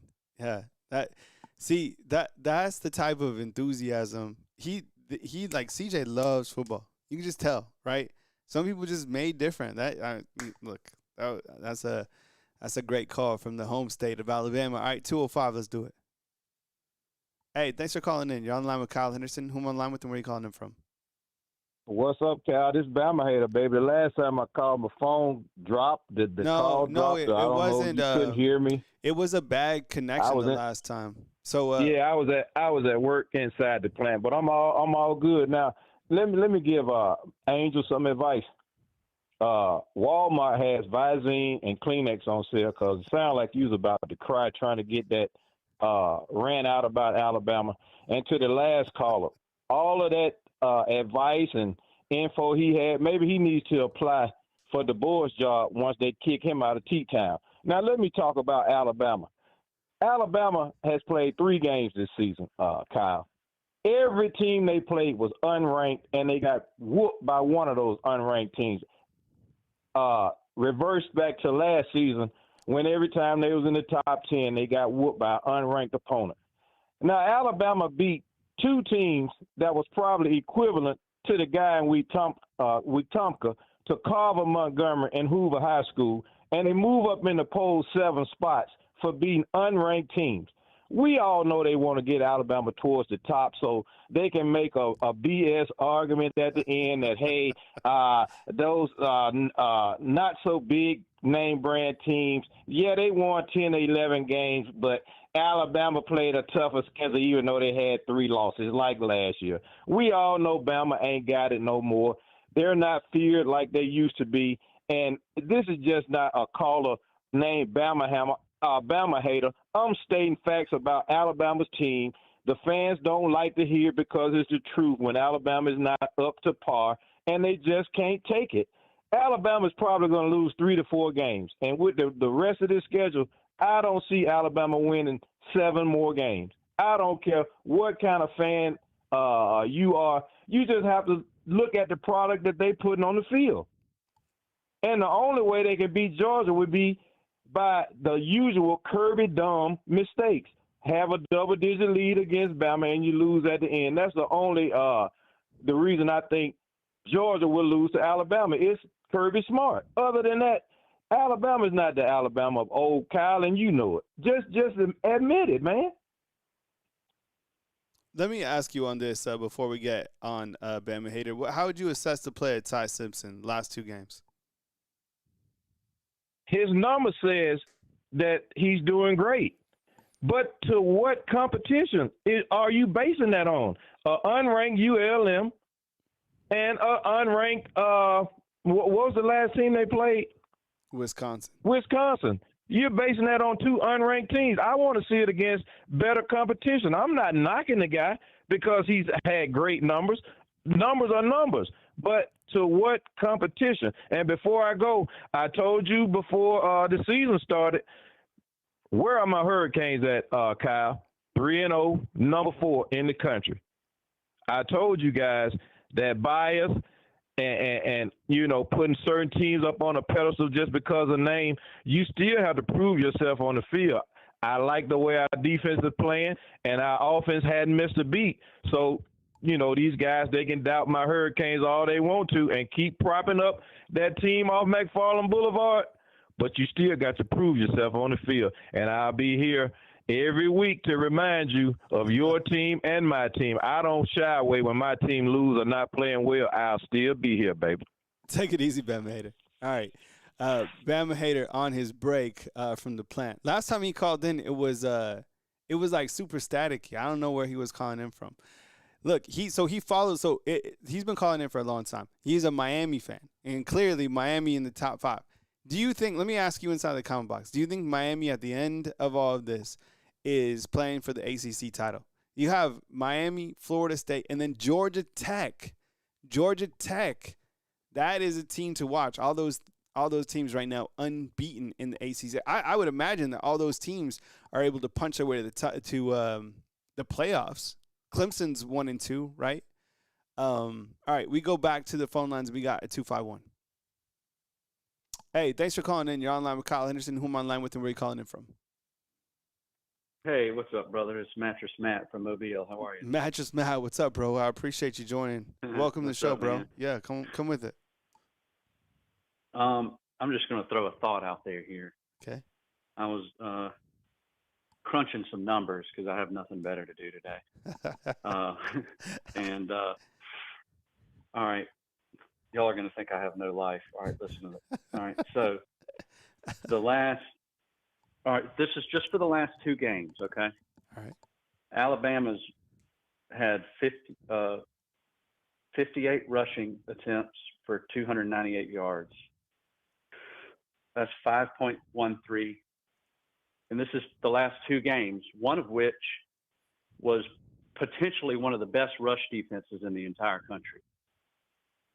Wisconsin might be a bad team overall, but they have probably the best, or if not one of the best, rush defenses in the whole country. So in the last 2 games, Alabama has rushed 58 times for 298 yards. That's 5.13 yards per carry. That is, if you compare every other SEC team, that's 4th in the SEC, and it would be 31st in the country. So really, Alabama, as far as one of those games facing Wisconsin, and also you have to take into account that some of these rushes have been on the goal line. So that's going to affect your rush yards per carry when you're either on the goal line or you're running the ball on 4th down. Mm-hmm. We've had a lot of 4th down. We've had a lot of 4th down rushing attempts where we have 1 or 2 yards where we're not trying to make a big play. We're just running Richard Young to try to we're running a play, that play where they send out the lineman to block and they set him in the backfield. They set the lineman in the backfield like he's a fullback, just to try to get a couple yards. So the reality is, as far as the numbers are concerned, we have a really good run game. Excellent run game. 4th in the SEC. We don't need, and another thing is we don't need the best run game in the country where it's the only thing that we depend on. We just need a run game that can open up the passing offense, a run game that's, a threat, which it definitely is. So I'm not sure. I don't know where the whole narrative that we don't have a run game is even coming from. Mm-hmm. I don't know. Somebody said that, and then all the fans, we all just ran with it. We all just somebody says something, and we all go, "Oh yeah, we have no rush game," and it's not true. So, to have that strong of a run game, we're just spoiled. We're spoiled. We're used to Nick Saban. We ran the ball like we ran the ball. And I guarantee you, if you look into the stat of yards per possession, like overall yards per possession, I bet you our offense is probably the best, like one of the best in the country. So, do we want to have a good offense? Or do we just want to have a good run game so we can say that we have a good run game? The whole purpose of the run game is to open up the pass game. The whole purpose of the pass game is to open up the run game. It's the balance of the two. It's like a chess game. We're trying to play chess with the other team. And I think we've been doing a really good job. So all I'm saying is I went with the whole I took that bait like there's no tomorrow. I was like, yeah, we have no run game. I was just like everybody else was. And now I'm like, man, I'm glad I'm not the coach because I really don't know what I'm talking about. They probably know what they're doing.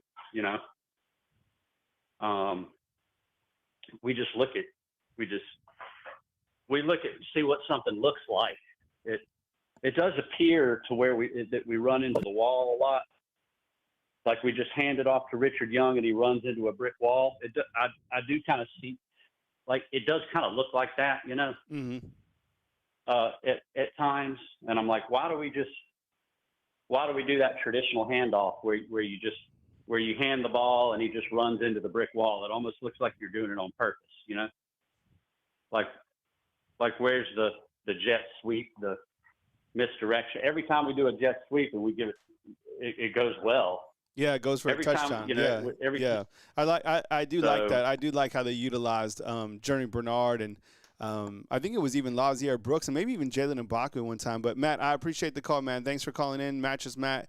All right, brother. Thanks for the call, man. See you. All right, bye. Yeah, those are some interesting stats. I'm not mad about any statistics that you guys bring here. I think they ran the ball. I listed it out while he was talking. Was 58 rushing attempts for 298 yards, 5.3 yards a carry. 5.3 yards a carry. Nobody's getting upset about that. 737.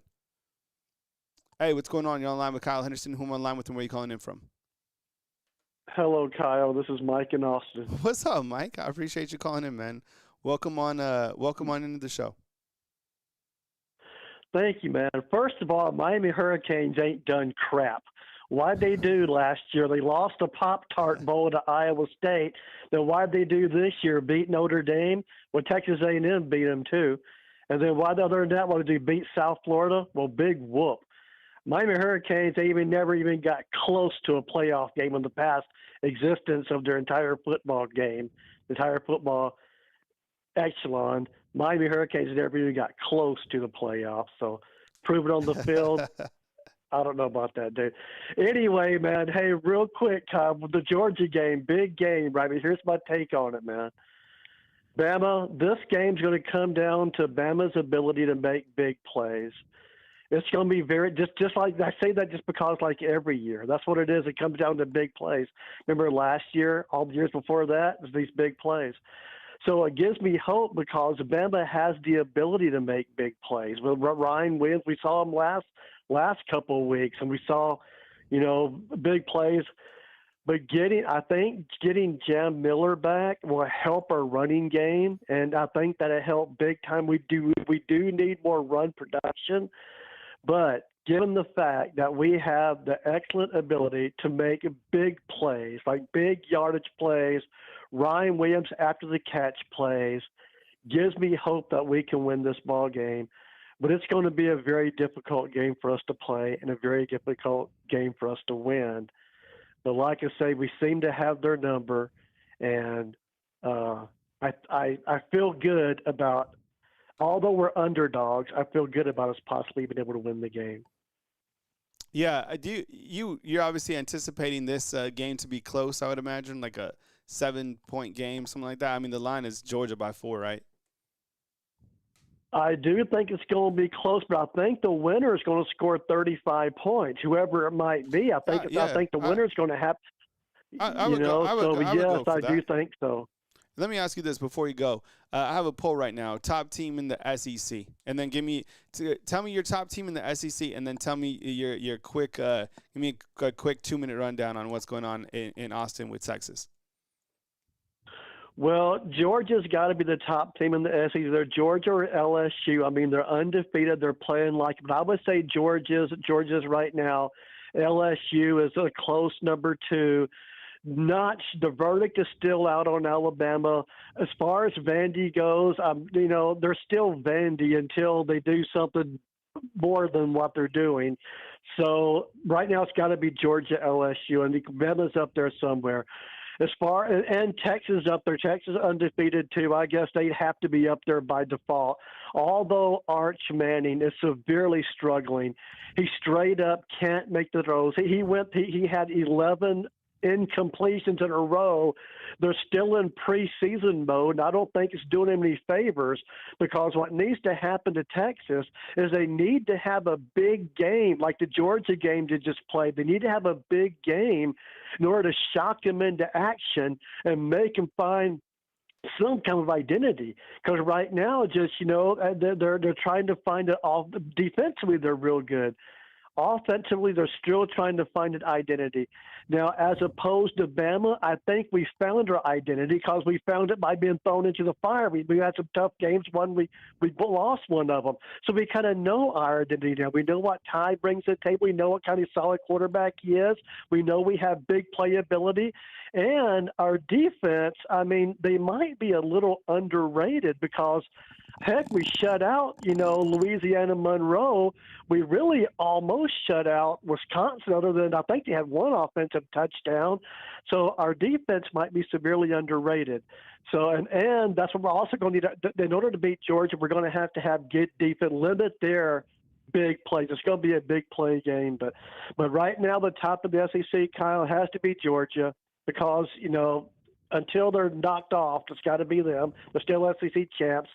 LSU's looking good. I've called LSU a sleeper from the word go, and I think they will get more offense production. When they do, they're going to be hard to beat. And then another wild card, man, how good is Oklahoma or not? I mean, Oklahoma seems to have the best defense in the country, and they also know that Mateer guy's already put up over 1,000 yards this year, so apparently he's good too. So how good's Oklahoma going to be? And there's so many wild cards in the SEC right now. And like I said, as far as the good guys, Bama. This game, I mean, I don't want to say it's a must-win because it's not a must-win. We're not expected to win, but I do like our chances to win. Just because I like the chance that we have to score points real fast on them. So, but we'll see how it goes, Kyle. All right, man. Well, I appreciate it, man. Thanks for checking in as always, bro, and we'll catch up with you next time. All right. Thank you, man. Bye. All right, man. Mike out in Austin, 256. Let's do it. Hey, thanks for calling in. You're online with Kyle Henderson. Who am I online with and where are you calling in from? What's up, Kyle? This is Jay from Florence. Jay, what's up, man? I appreciate you calling in, man. Welcome to the show. Jay from Florence. Come with it, bro. You the GOAT, man. Yeah? I got to start that, Kyle. You is the GOAT, bro. I appreciate it, man. Thank you. Thanks for the gas up, man. Yes, yeah, sir. I appreciate it. Every time I call, I got to tell you, Kyle. You the GOAT, man. Yeah, I wasn't sure. I wasn't sure if I was. Yeah, I wasn't sure how you guys felt after the curls yesterday. Hey, man, we got to switch it up every once in a while. I like to go bald head every once in a while. 100%. 100%. All right, Jay, come with it, dog. This Georgia game, we're gonna have to make sure we bring our attitude with us from the start, and we're gonna have to make sure we got competitive stamina, man. That's really your only flaw. As when you playing these guys, is you always tend to get you a lead and ease up on them for some reason. And then that give them a little life like last year. And they took a whole lot of life last year because they took the lead. And really should have beat you, honestly, at your house after you was up so big. You know what I'm saying? So we really definitely need our competitive stamina to be through the roof on this game. And go and make a statement about it. Yeah, and for sure. And think about, as I was talking about kind of, what's at stake. Can you imagine if Alabama wins this game, regardless of what the score is, it really doesn't matter. That'll do so much for Coach Kalen DeBoer. And I think the rest of the staff, and I think clearly the roster, because people want to know, hey, can you win a big game on the road? He's won big games before, but like the road has kind of been one of these things. And I think, and in my opinion, if you win that first game, if you win this game, it kind of equalizes out or washes out that first game, because it's all about in college football, what have you done for me lately? SEC, you're 1-0 in SEC play, so you carry a lot of momentum. The only thing is, like you said, that competitive spirit that you have to have, you have to be able to take that into the next game, because you think about it, who's after Georgia? Is the same thing as last year. You win, you beat Georgia on the road, and you come back, and guess who's coming to town? Pavia. So Vanderbilt. Yeah, exactly. Yep. So these aren't Vanderbilt from the past. All these teams are different, right? You have to erase your mind. All these teams are different, and they're all good. Every team in the SEC is good. What else you got, Jay? But I just want to see us try to establish a run game against these guys, because Tennessee showed us that they can give up the inside zone, man. We got to go and bring our attitude with us and run the ball and show a little something about ourselves, because we can't depend on Ty to throw for 400, 300 yards every game, man. But Roll Tide, I love y'all. And we're going to beat Georgia. I'm calling it now. 42-28. Roll Tide. All right, man. I appreciate it, man. Thanks for calling in, man. That's Jay calling out from Florence. Angel, who's a fan funder, says this. Kyle, what's your pick? Oklahoma, Auburn. Give me Oklahoma. I think that Oklahoma wins a good one. And look, I know it's Bama channel, but I think Auburn looks better than they have, right? Their quarterback, I think, has a big reason to do with that. That's the quarterback that fits that system. That is a quarterback that is scary for Alabama defense, in my opinion, is Jackson Arnold. Why? Well, look what he did last year. And I think Hugh Freeze is able to do some interesting things with Jackson Arnold.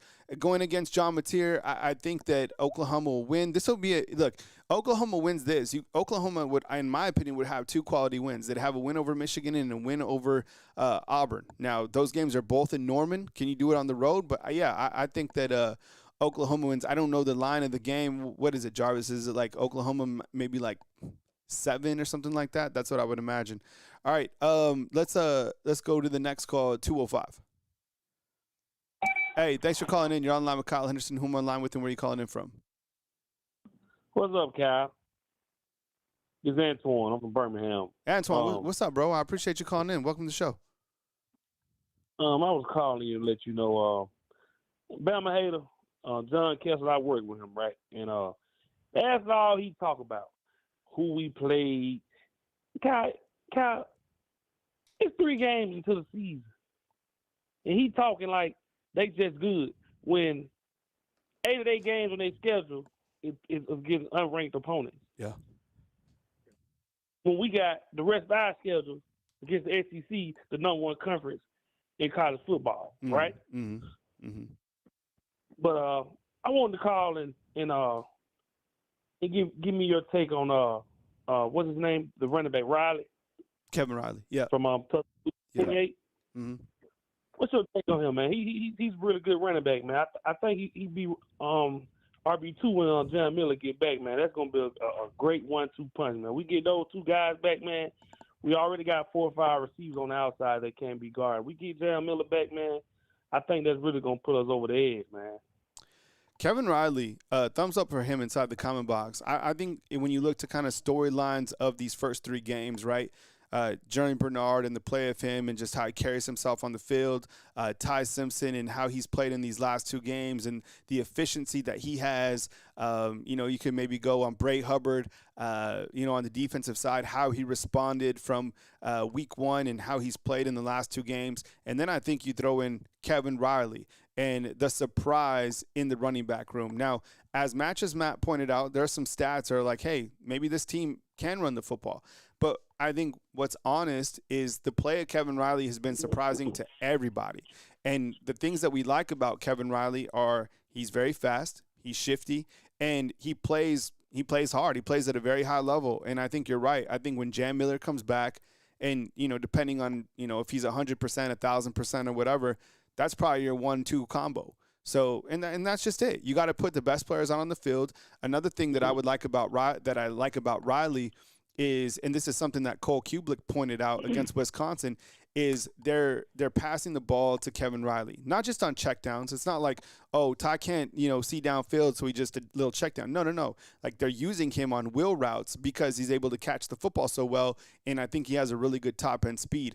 I love screens. I love running back screens. A 3rd and 8, a 3rd and 9, I'll go with the running back screen, especially with somebody of that speed. So, yeah, Kevin Riley, a great story early on in the season, and I think that adds future depth. And then, look, right behind Riley is A.K. Deere.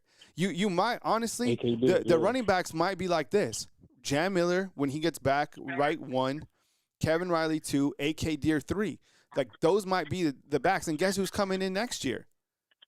Xavier Crowell. So Xavier Crowell, yep. And that guy looks like kind of like Jan Miller. So I don't know. What else you got, Antoine? But I think we're gonna turn this season around, man. So all my Bama fans, don't panic. We'll be good. I think we're gonna make the playoffs. Miami is gonna miss the playoffs once again. You imagine that? It would be crazy, Antoine.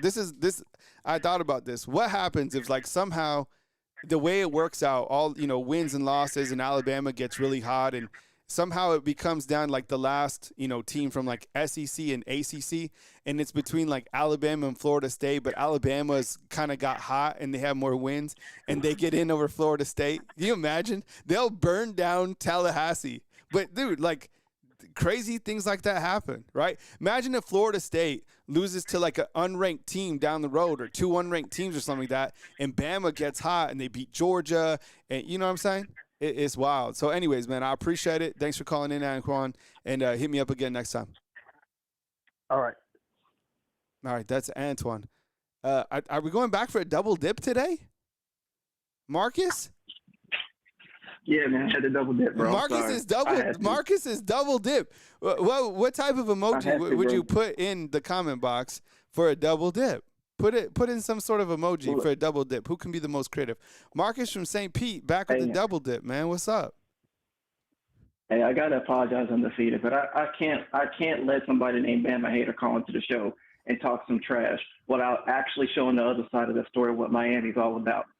First things first, I thought, man, why would somebody who's a Miami fan give 2 craps about Alabama? Then it dawned on me, Bama skull dragged them boys in 2021, 44-13, took them out back behind the woodshed and beat the piss out of them. And it sounds like Bama Hater might need a little bit of therapy over that because he ain't got over it yet. Second thing I want to say is, you are the University of Miami, and you're not even the best team in your conference. And that's a shame because you play against some weak competition.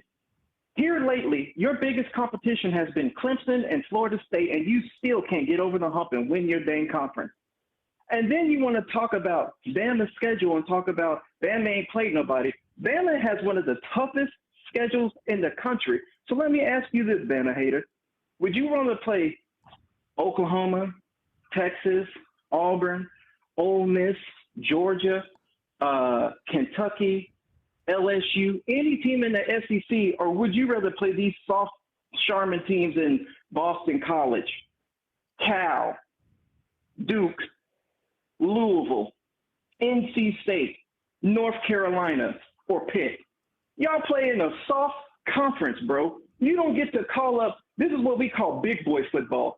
When Miami can actually play big boy football, then you come up, then you get to talk. You get to sit at the big kid table and talk. Y'all should dominate your conference, and you don't. And it's because y'all flirt with losing every season, and you trip up to one of these wannabe teams in the ACC, and then everybody laughs at you. Y'all are going to sneak in. You'll probably sneak in into the playoffs this year, and then you'll probably get exposed. And the crazy thing is y'all don't develop quarterbacks. You get them out of the portal after they've already played against Big Ten competition and SEC competition.